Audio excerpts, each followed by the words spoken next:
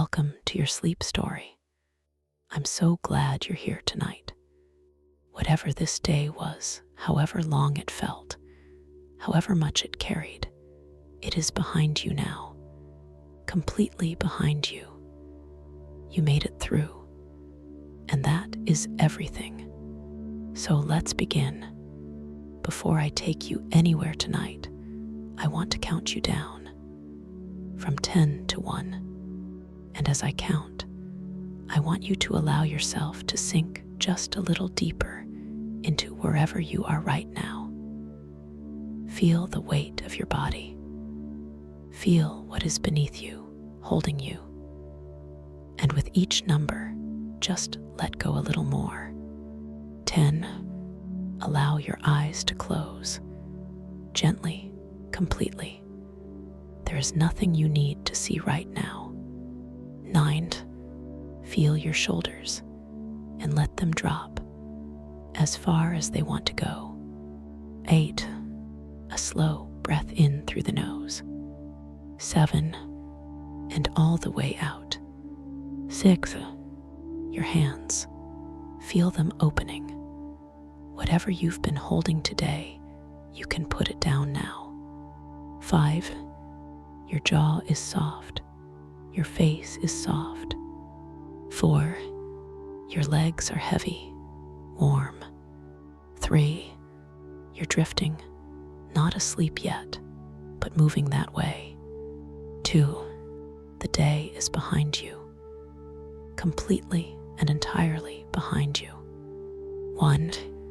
And now, tonight's sleep story, the relaxation. Before we go anywhere, I want to stay here with you for a moment. Just here, just now, because this moment, this exact moment right now, where you are lying in the quiet, deserves a little attention, a little kindness. Take a breath in for me, from the very bottom of the belly. Good, and let it go. And as you breathe out, I want you to imagine that everything you were carrying today, every worry, every unfinished thought, every heavy thing is just leaving with that breath, just drifting away. You don't have to solve anything tonight. You don't have to figure anything out. You don't have to be anything other than exactly what you are right now. A person who deserves rest, a person who deserves sleep, because you do, you really do. Whatever happened today, however hard it felt, however much it carried, you made it through. You are here, and that is enough. That is more than enough. You are safe, and you are here. Bring your awareness gently to your feet now. Just notice them and allow them to soften. The toes uncurling, the arches releasing. All the small held tension of the day simply letting go. Let that softness travel upward, through the calves, through the knees, the thighs. All of it warm, all of it heavy, all of it resting now. Your lower back, your hips. Allow yourself to feel the surface beneath you taking your weight completely, fully. You don't have to hold yourself up anymore. The earth has you. The salt pan has you. The belly soft. The chest soft. The heart beating steadily as it always has, as it always will. Your shoulders dropping, your arms heavy and warm, your hands open and still, the neck long and loose, and your face, let the jaw go. Let the forehead smooth. Let the eyes be completely still behind their lids. There you are, from the top of your head to the tips of your toes, completely soft, completely warm, completely at rest. You've done beautifully. Now, let me take you somewhere the shallow water glows pink in the last of the evening light, and long-legged birds stand motionless at the water's edge, as if they too are waiting for the day to finish.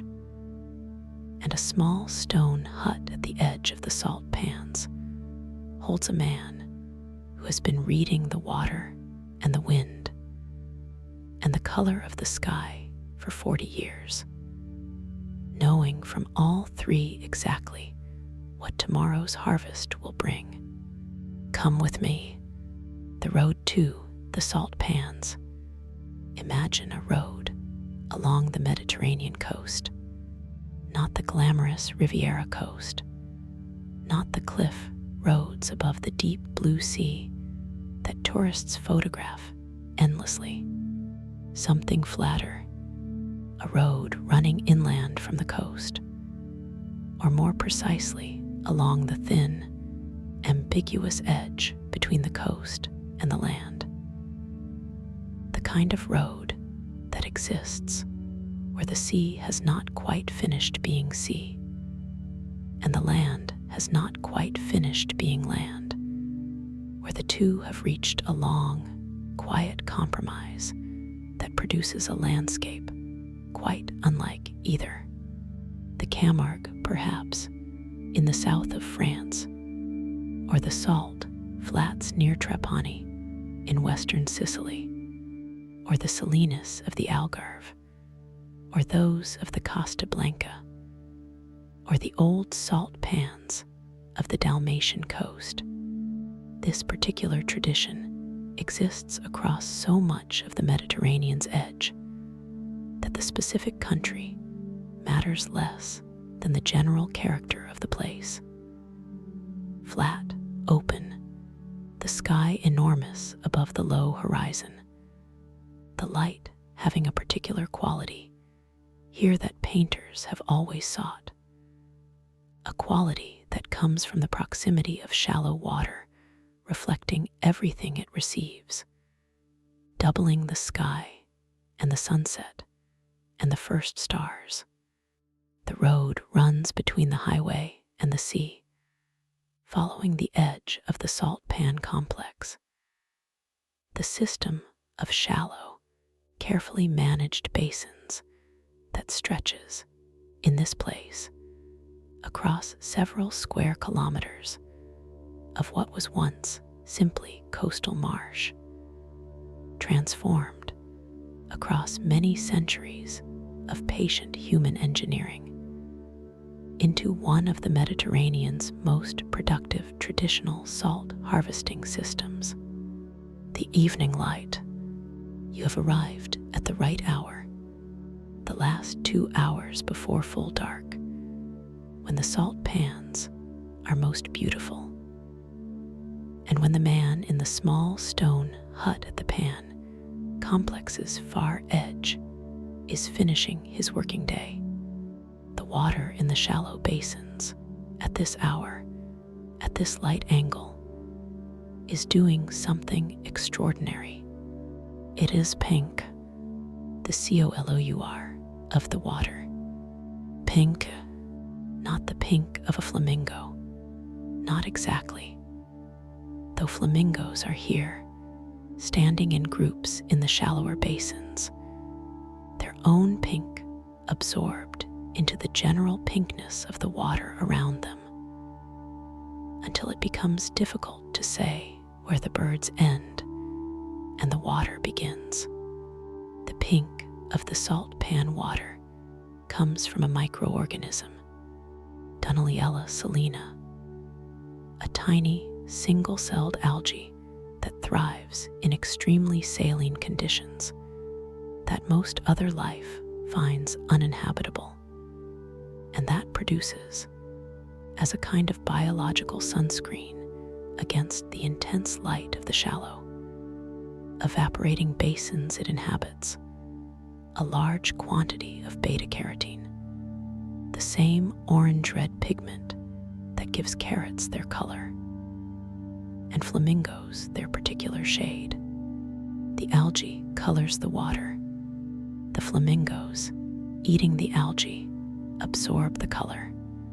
Everything in these pans, across the long summer evaporation season, is saturated with the same particular, warm, rosy light that the Dunaliella produces, until the whole landscape, water, birds, the white salt pyramids piling up along the harvesting channels, even the air itself, faintly, seems to exist in a color that belongs neither to ordinary nature nor to any art, something entirely its own. In this evening's last light, the pink intensifies. The low sun, arriving at a shallow angle across the flat, open water, catches the algae's color and amplifies it, the whole pan system appearing to glow very gently from within. The flamingos do not move. They stand in their groups, motionless, each one a slightly darker concentration of the general pinkness around them.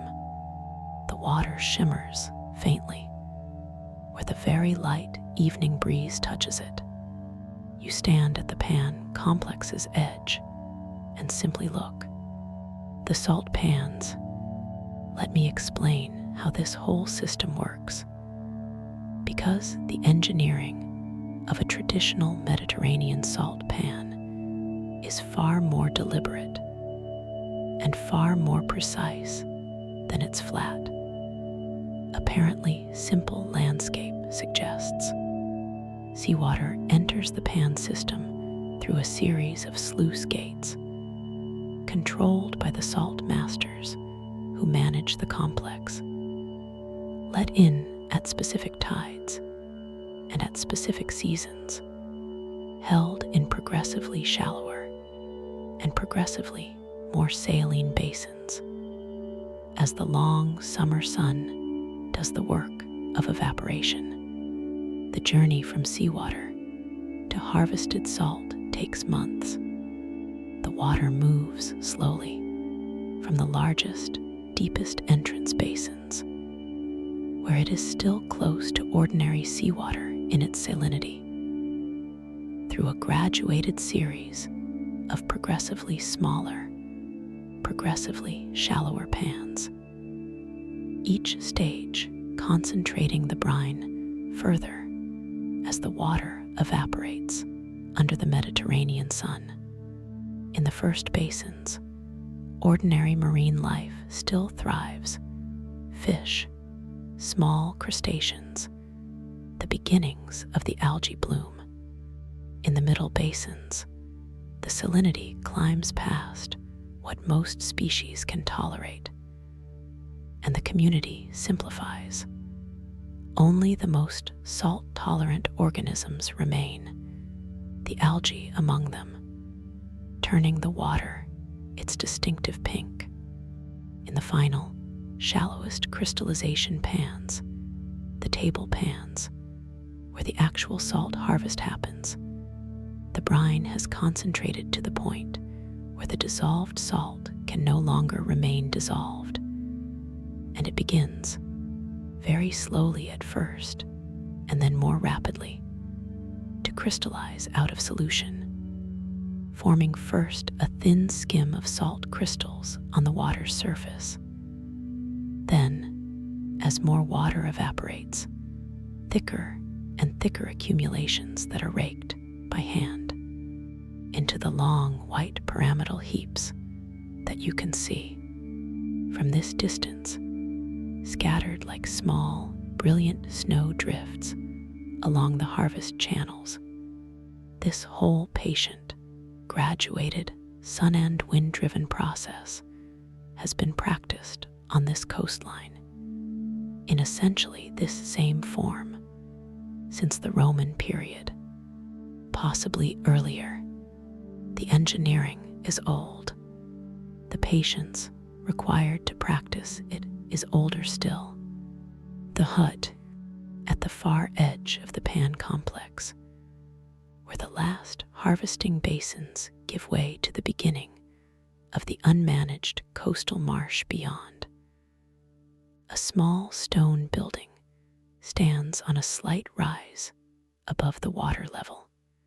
The hut, not large, perhaps 3 rooms, though room is perhaps too grand a word for the small, practical divisions of internal space that this building provides. Stone walls, thick, whitewashed in the Mediterranean tradition that goes back, in this region, to antiquity, the lime wash that keeps the walls cool in summer and sheds the rain in winter, that is reapplied every year or two by whoever maintains the building, giving it a slightly irregular, slightly varied surface of different whites laid over each other across the years.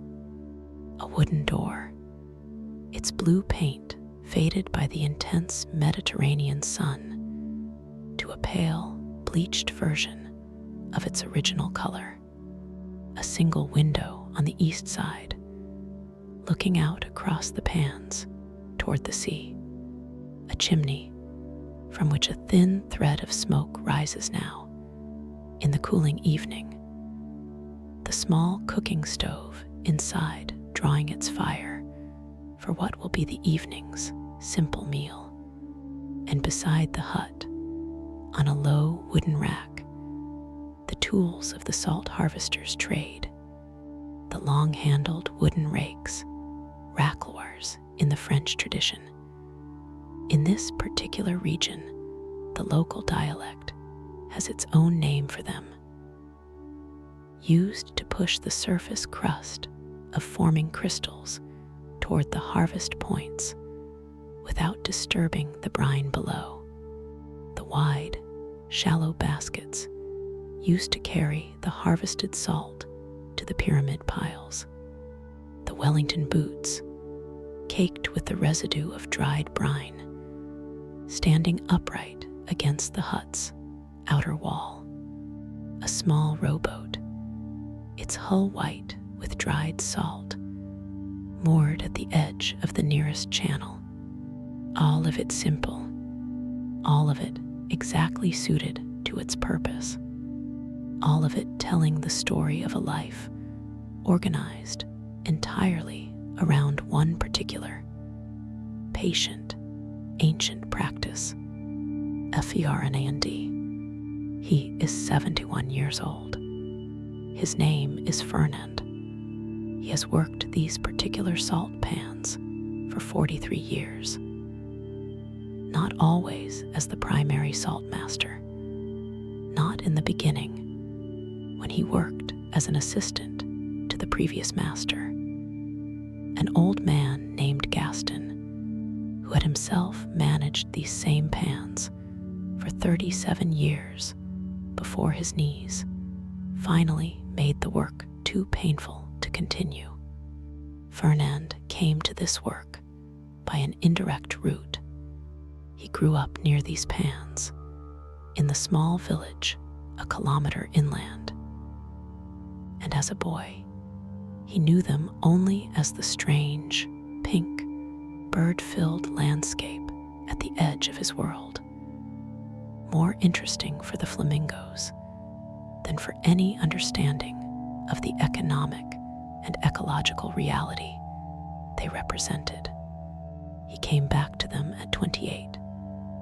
After several years of working in the regional town at jobs he has described variously as tolerable and as not particularly interesting, drawn back initially simply by the opportunity Gaston's advertisement presented, and then, gradually, across the first year of learning the work, by something he had not expected, a genuine, growing absorption in the particular qualities and demands and rewards of this specific craft. The reading of the water, the reading of the wind, the reading of the sky's particular color, and the brine's particular concentration, and the crystal growth's particular rate on any given morning, the accumulated, specific, embodied knowledge of how all of these variables interact across the long evaporation season from spring to autumn to produce what they produce, which is, when the season goes well, when the sun and wind cooperate and the sluice management has been right, and the rainfall has been modest, and the harvest timing has been precise, a product of extraordinary quality. Fleur de sel, the flower of salt, the lightest, most delicate crust of crystals that forms on the brine's surface in the very best conditions, raked by hand in the calm of early morning before any breeze can disturb it.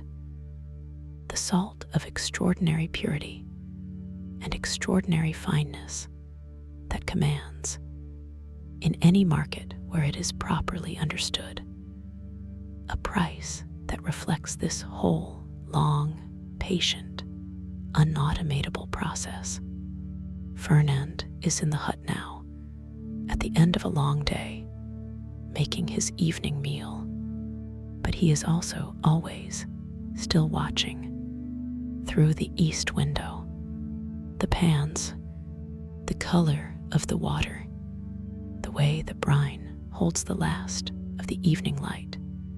He cannot really stop watching. After 43 years, he is not entirely certain where the watching ends and his ordinary perception of the world begins.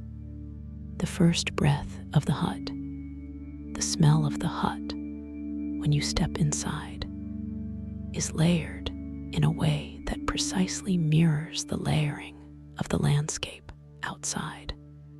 Salt first, not the sharp, clean salt of a supermarket packet, but something more complex, the brine salt of a working salt pan, carrying with it the particular mineral richness of Mediterranean seawater concentrated across months of evaporation.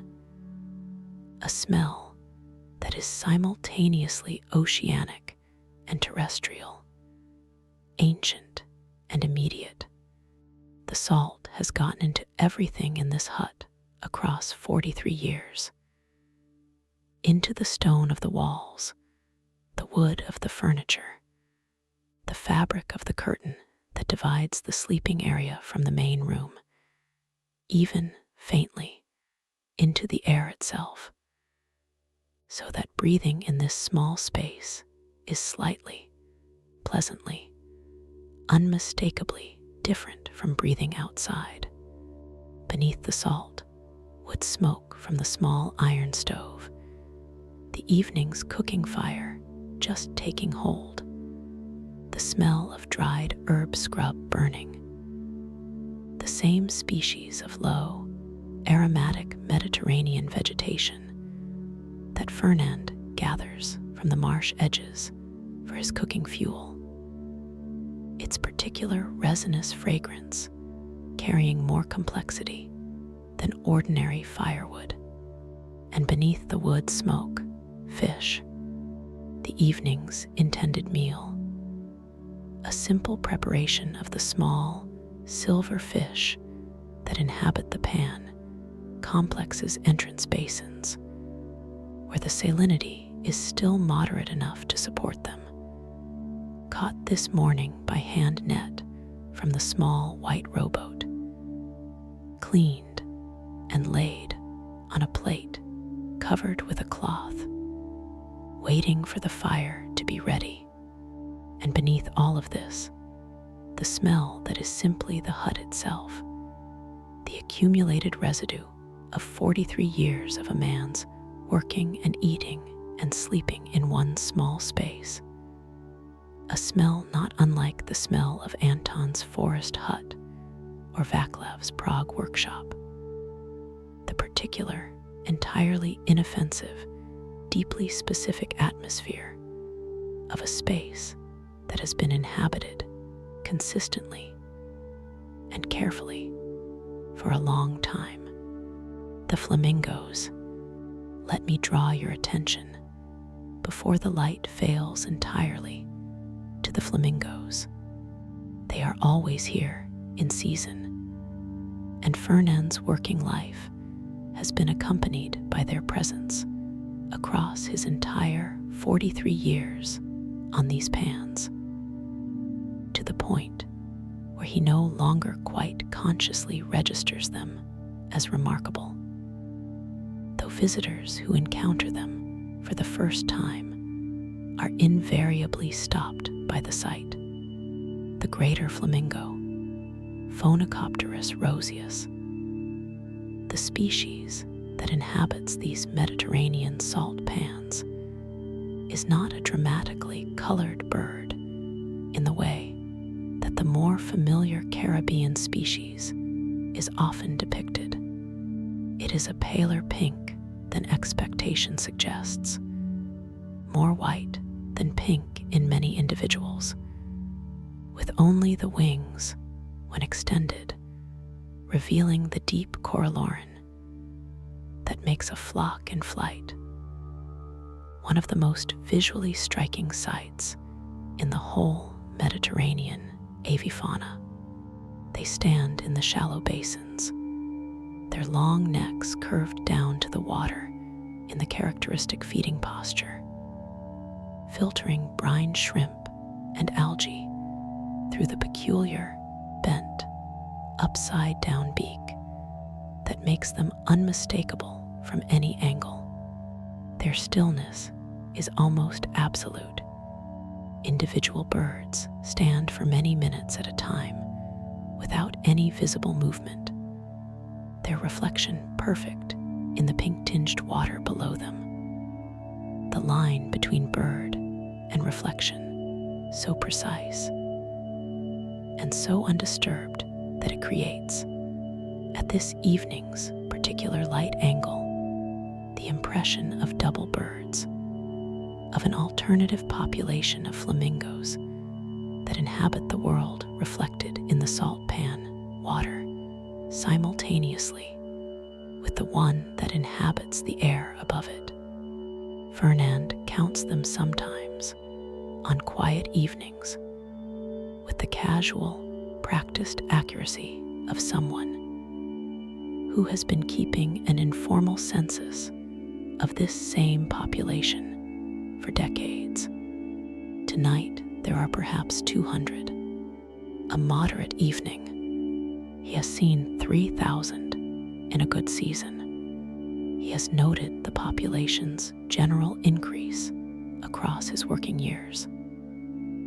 The Pan complex's continued traditional management, providing exactly the habitat requirements these birds need, the careful maintenance of water depth and salinity, and the seasonal flooding and drying patterns that healthy salt pan ecology depends on also happening to be precisely what flamingo breeding populations find most congenial.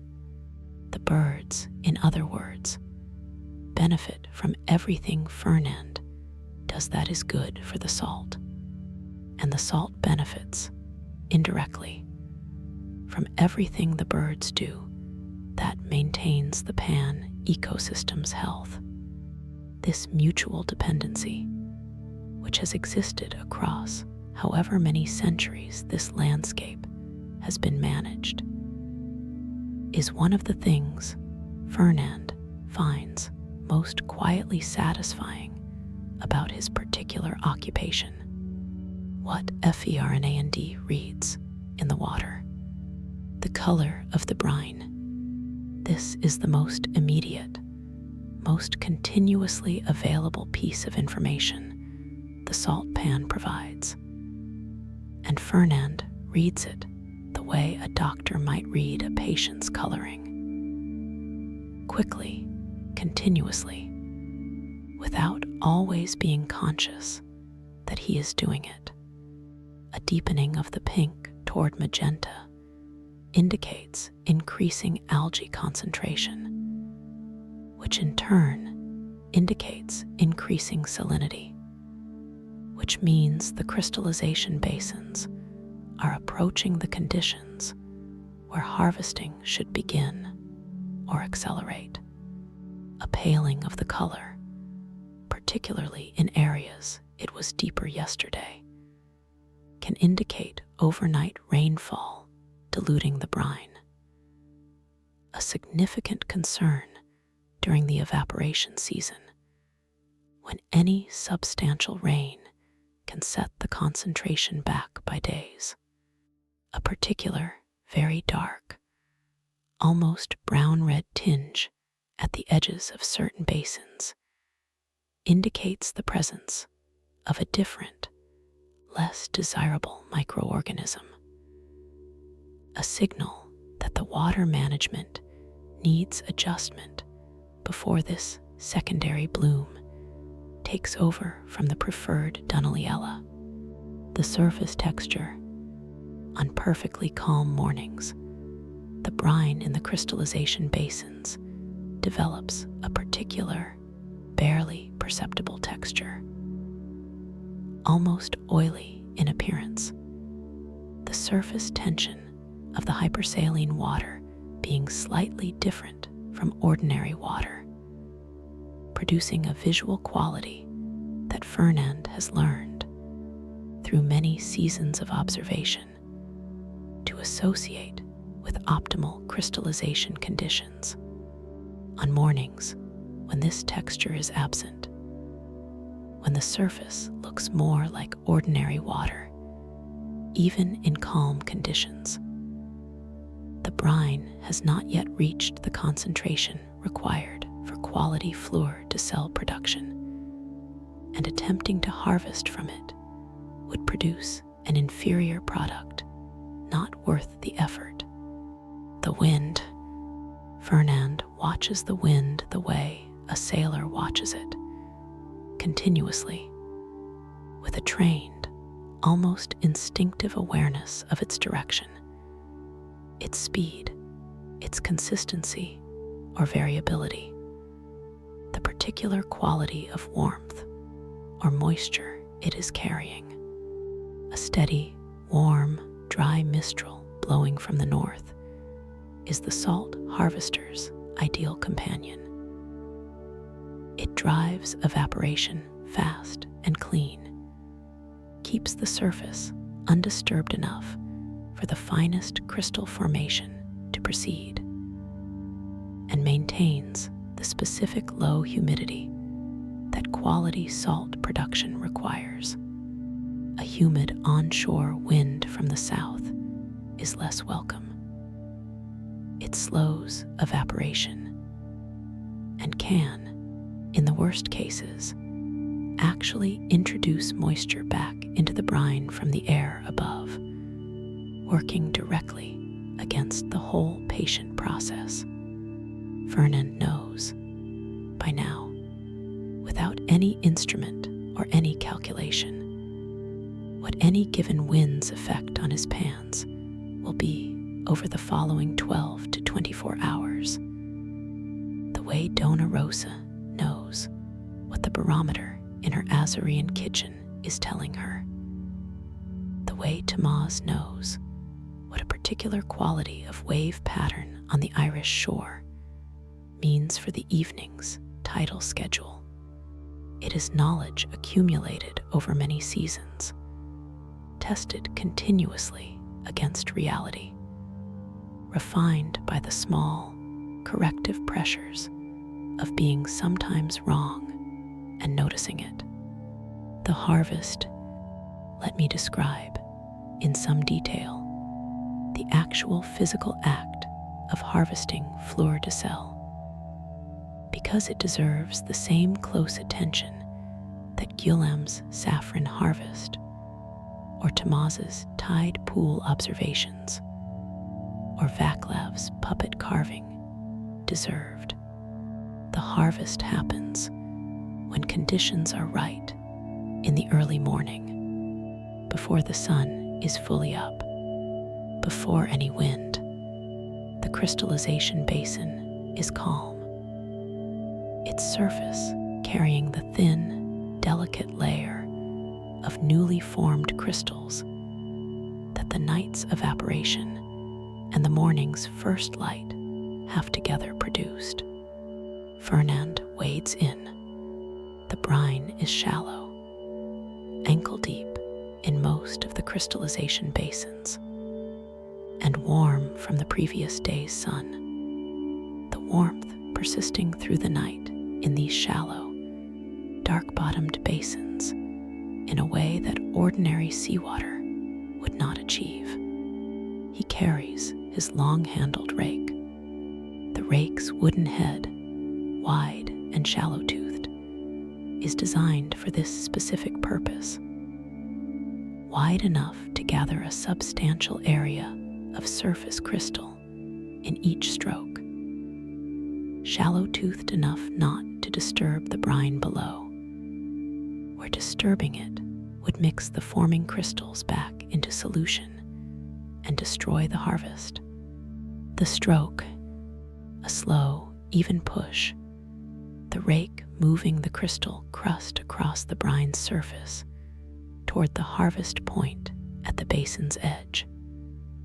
The crystals sliding and accumulating in a soft, slightly glittering mass that moves ahead of the rake without sinking.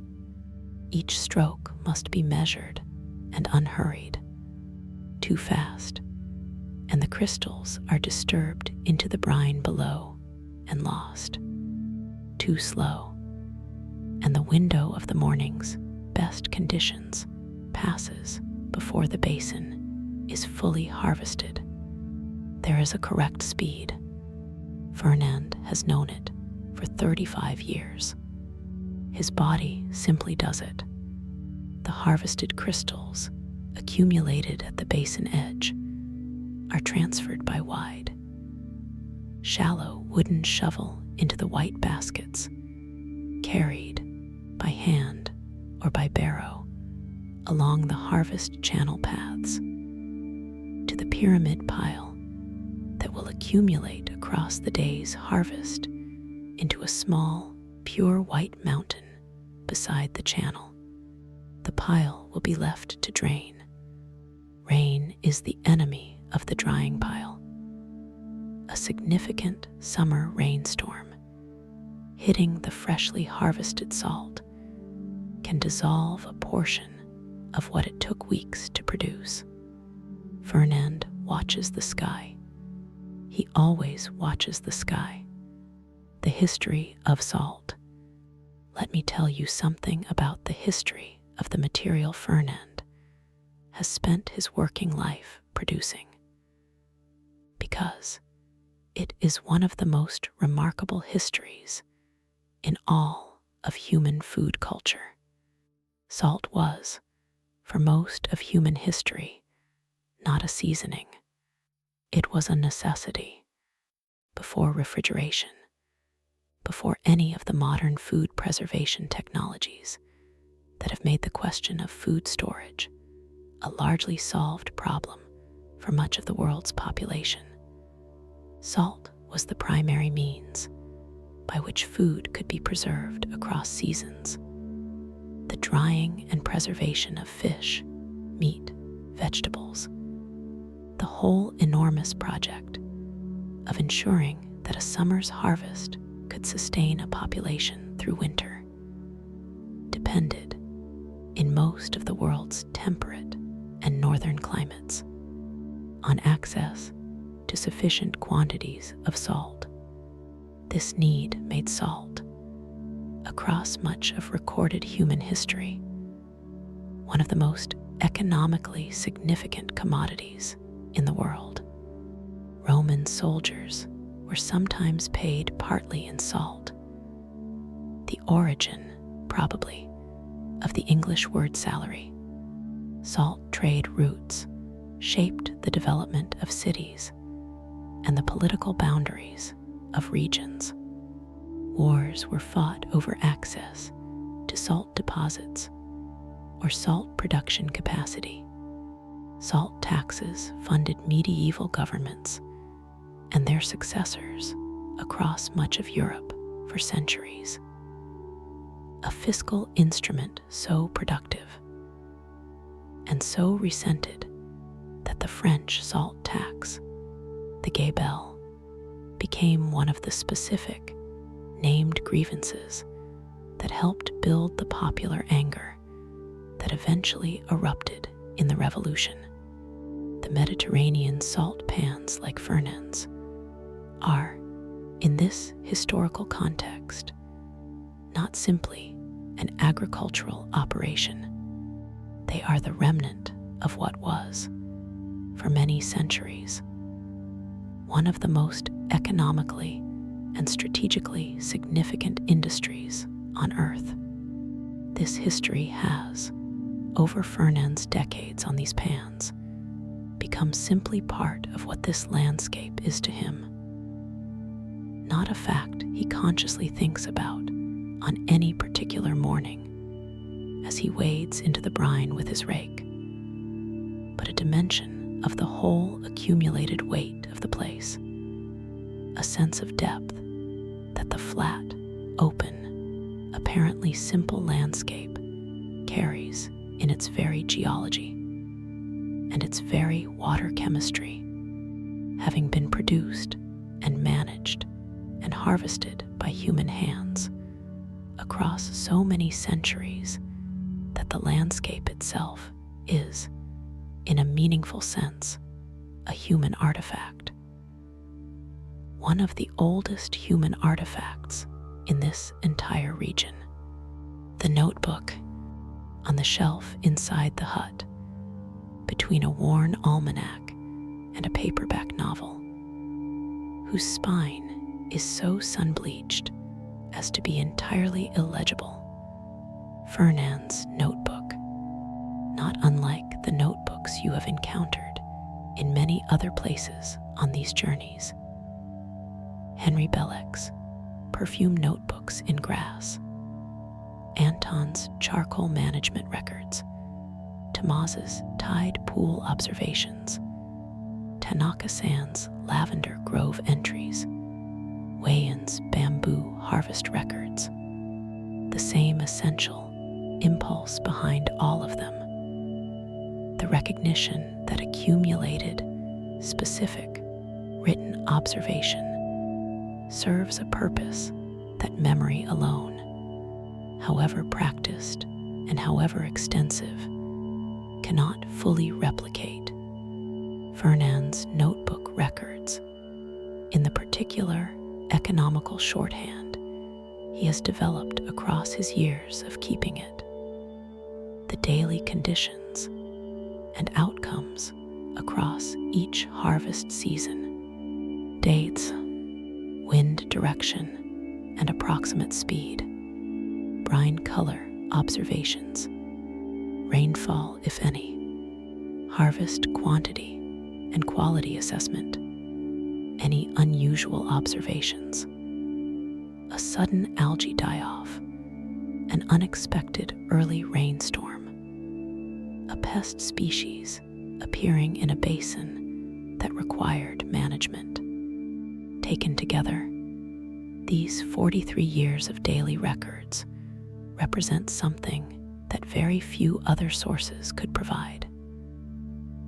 A continuous, specific, ground-level account of how this particular salt pan complex has responded to the particular, whether each season has brought. A record that has already proven useful to the regional university's environmental science department, whose researchers have recently begun collaborating with Fernand in much the same way that the Irish University's marine biologists began collaborating with Tomas's tide pool records, recognizing in both cases that decades of careful, patient, informal observation carried a value that more intermittent, formal scientific surveys could not easily replicate. Fernand did not keep the notebook in order to contribute to scientific research. He kept it because Gaston kept one, and Gaston kept it because keeping it was part of how you did the work properly.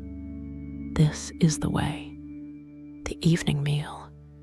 The fish are ready, cooked simply over the small stove's clean herb scrub fire, grilled with a squeeze of lemon from the single lemon tree that grows stubbornly and productively beside the hut's south wall, protected from the worst of the coastal wind by the hut's own bulk. A little of the local olive oil, poured generously in the Mediterranean tradition, a handful of the coarse sea salt from the previous season's harvest, not the fleur de sel, which Fernand keeps separate and uses sparingly, understanding its particular value, but the ordinary gray salt from the deeper layers of the harvest, coarser and more mineral-rich than the refined table salt of commerce, and considerably more flavorful. Bread brought from the village 3 days ago, now somewhat stale, which Fernand has remedied by toasting it over the stove's heat. The slight char of the crust on the hot iron surface giving it a quality the fresh bread never quite achieved. A glass of the local Rosé wine, the particular pale, almost salmon-colored wine that this coastal region produces from its sun-baked vineyards a few kilometers inland. The color of it not entirely unlike the pink of the brine outside. He eats slowly. He sits at the hut's small table, facing the east window, the darkening pan complex visible through it as the last of the color drains from the water. The flamingos, invisible now in the full dark, except where one or two are still faintly silhouetted against the slightly lighter western horizon, continue their patient, motionless evening stand in the shallow water. He eats. He looks out the window. He does not think about anything particularly, or he thinks about tomorrow's conditions, whether the wind that has been building slightly through the afternoon will arrive fully overnight or hold off until the morning. What the brine's color told him about the state of the crystallization basins, and what tomorrow's early check will likely confirm. He is never quite not working. What the salt, TACHES. Fernand has thought, across 43 years of working with this material, about what salt itself and the particular patient, light and wind-dependent process of producing it has taught him. Salt teaches waiting, not passive waiting. The salt pans require constant attention, constant reading, constant small adjustments. But the particular kind of active, attentive waiting that distinguishes a craftsperson who truly understands their material from one who is simply impatient for results. You cannot make the sun evaporate the water faster than it evaporates. You cannot make the brine concentrate faster than it concentrates. You cannot make the crystals form before the conditions that allow them to form are actually present. You can manage, adjust, prepare, attend, but the fundamental process proceeds at its own pace, governed by physics and chemistry and the particular Mediterranean climate. And the salt master's entire skill consists of positioning himself correctly within that process, neither rushing nor neglecting, simply attending with full, patient care to what the water and the wind and the sun are actually doing, and responding with the gentlest and most precise interventions possible when response is genuinely called for. This has taught Fernand something about life more broadly, a recognition that many of the most genuinely valuable processes in any domain operate according to their own internal logic and their own internal pace, and that the appropriate human relationship to such processes is not dominance or urgency, but exactly this kind of patient, attentive, responsive care. Salt also teaches purity through simplicity. The finest salt, the fleur de sel, the flower that forms on the surface when everything is exactly right, is the simplest thing imaginable. Sodium chloride, water, sunlight, time.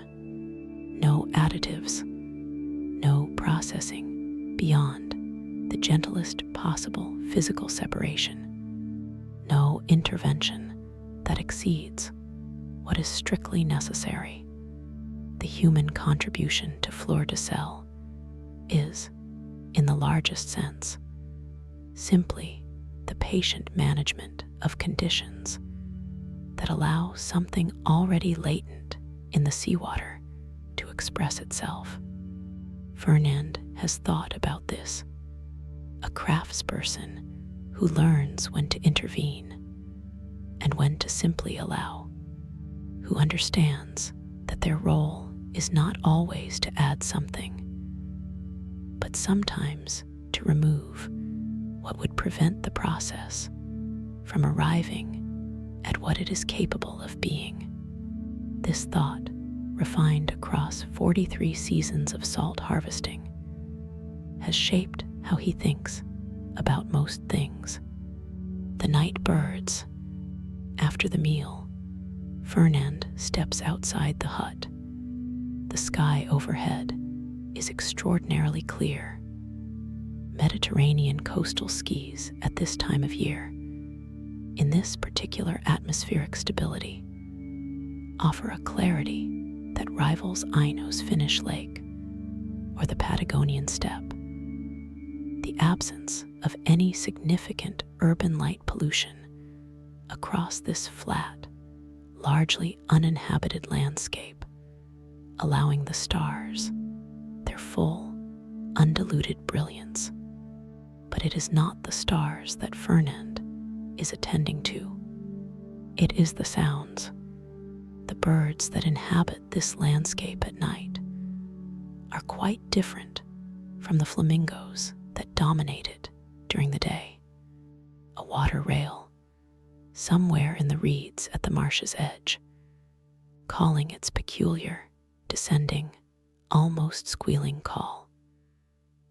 One of the most distinctive and most easily identifiable sounds in any European wetland, familiar to Fernand from his first year here, and now as much a part of the night's texture as the stars are part of its visual landscape. A marsh frog, amplified by the water's acoustic properties, its call carrying far further across the open pan complex than it would in any more enclosed setting. And from somewhere above, the soft, barely audible wing beats of a heron passing across the pan complex in the darkness, heading for its own roosting site in the trees at the marsh's inland edge. Fernand stands and listens for a few minutes, not thinking about anything in particular, simply here, in this place, at this hour, as he has been here, at this kind of hour, on many hundreds of similar evenings across his 43 years on these pans. He goes back inside. He prepares for sleep. The apprentice who came and left. There was a young man several years ago who came to learn the work. His name was Theo.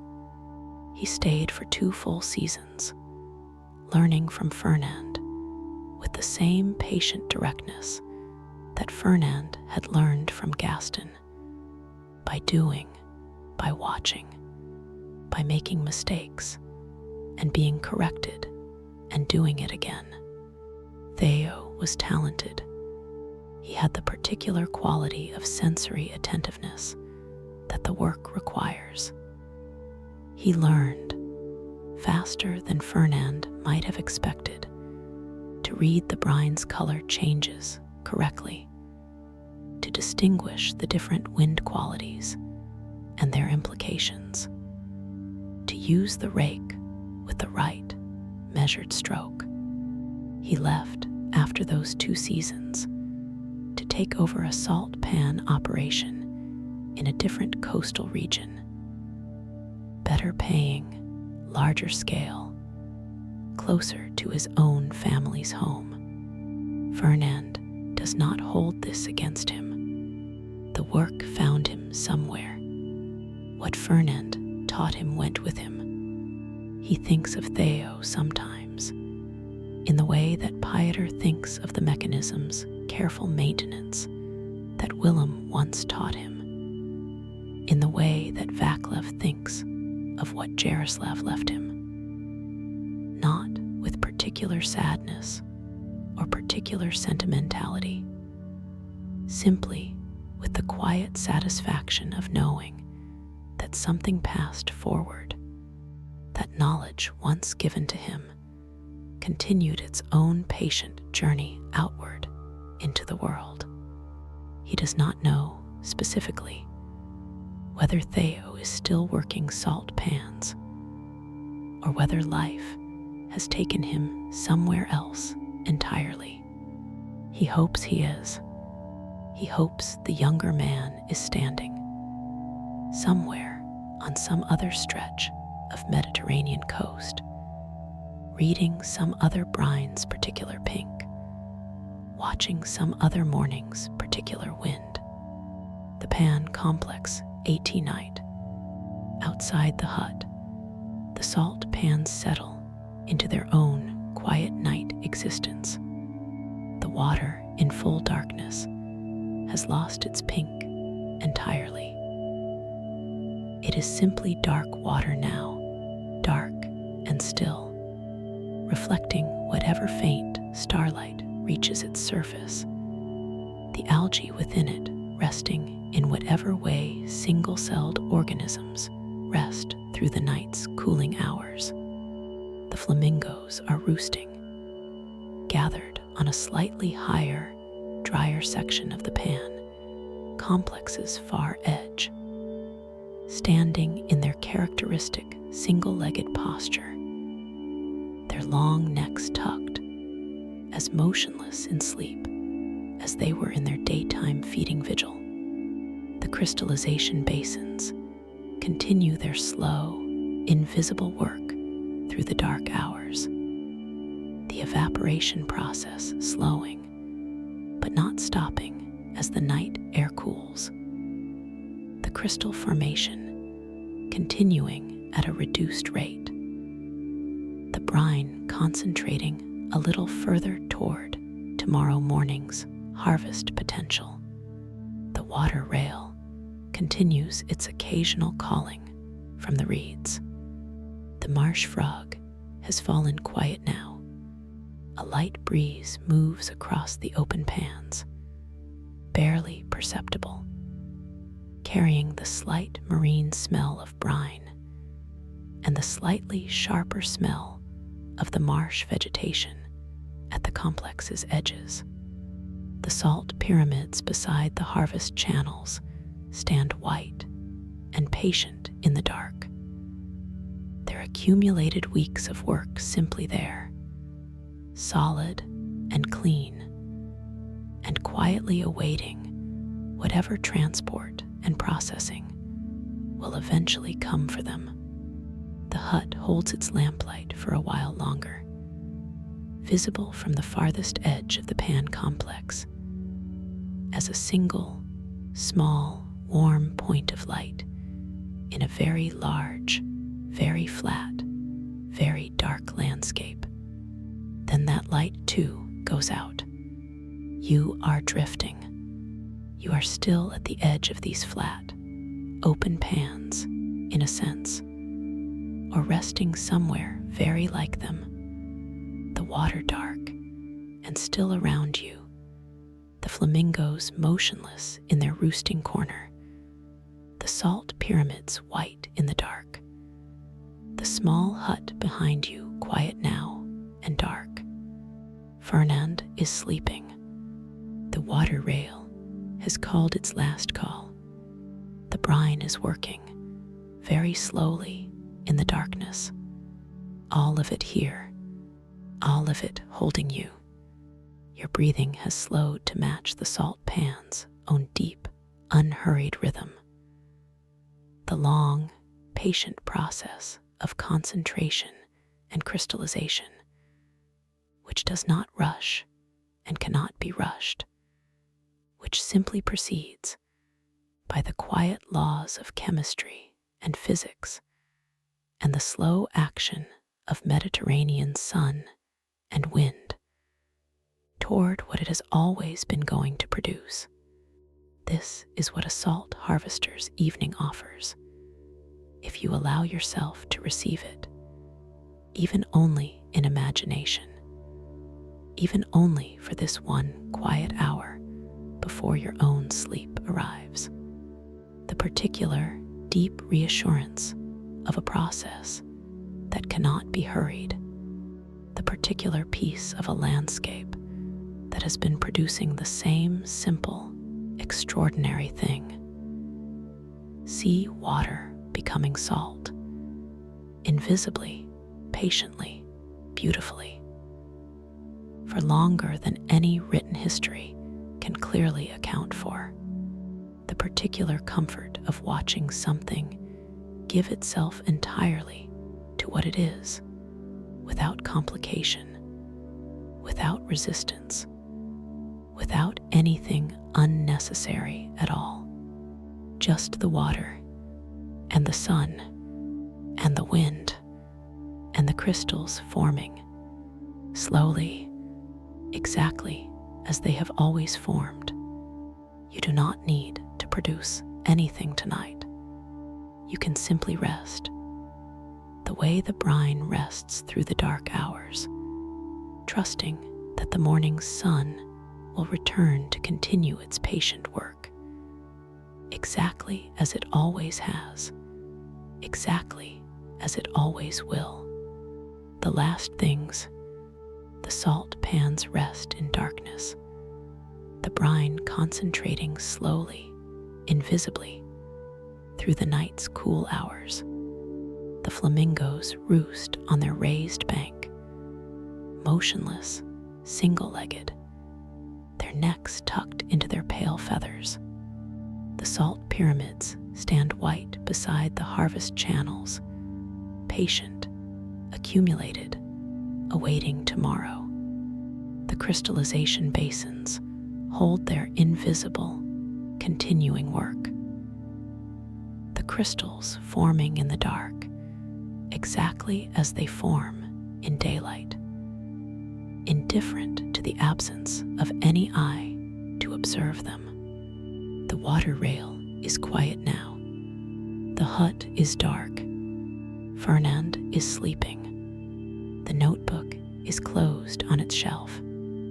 Tomorrow's weather is already forming somewhere to the northwest, building slowly across the open sea toward this coast, bringing whatever the next few days will bring. Good harvest conditions, or rain, or simply more of this steady, mild, evaporation-friendly autumn that has made this season one of the better ones Fernand can recall. He will read the signs in the morning. He always does.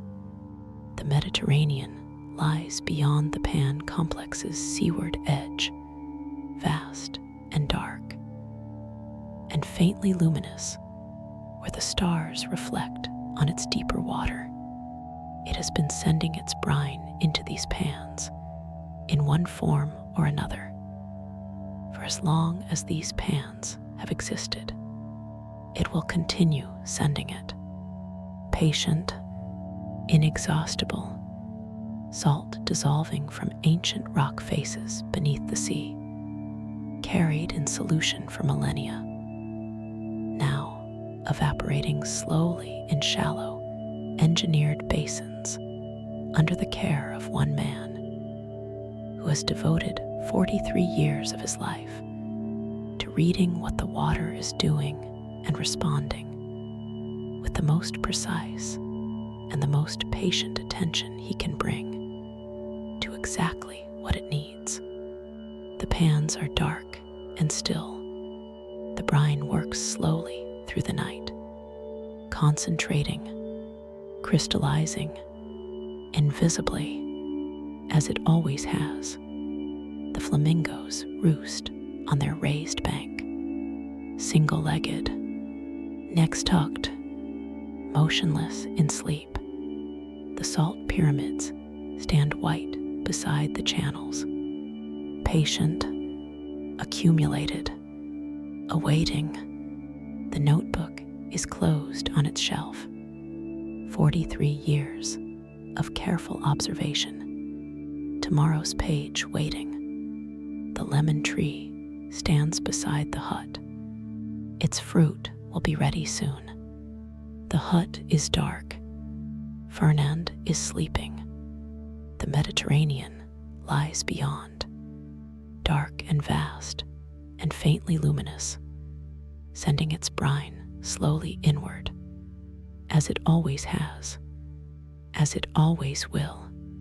You are held tonight too, by this same ancient, patient process, by water becoming something simpler and more essential than itself, by the long, unhurried logic of salt forming in the dark. You do not need to produce anything tonight.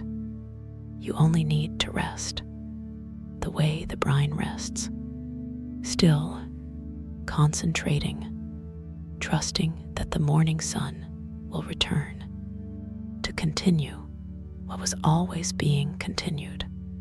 You are safe. You are warm. You are held by the flat, open, ancient, pink at sunset salt pan, by the Mediterranean night, by the patient chemistry of water and light and time. The crystals will keep forming through the dark. The flamingos will keep their motionless watch. And you can simply rest. Good night, dear friend. Sleep well. Sleep deeply. Good night.